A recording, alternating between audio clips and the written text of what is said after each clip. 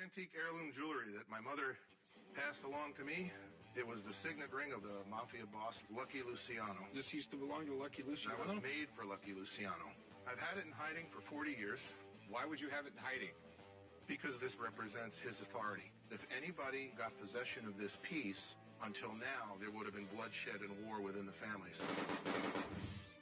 I decided to come to the pawn shop today to sell my ring that belonged to Lucky Luciano, one of the most notorious mafia dons that ever existed.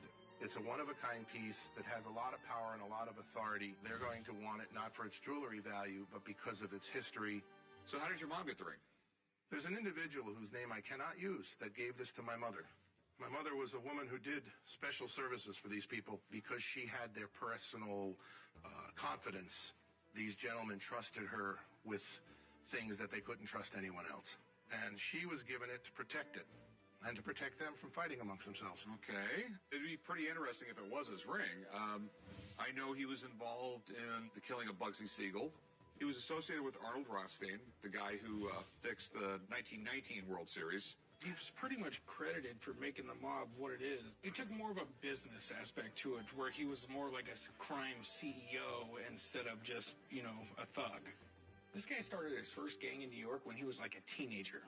But basically, he grew to be the head of the entire Italian mob in the U.S. If you look at the picture, that's the face of a devil. The rubies are set as the eyes, but there's even the tear. I mean, Luciano was a mobster. He killed people. I've been told by people, there's blood on that piece. Don't bring it here. I don't want to see it.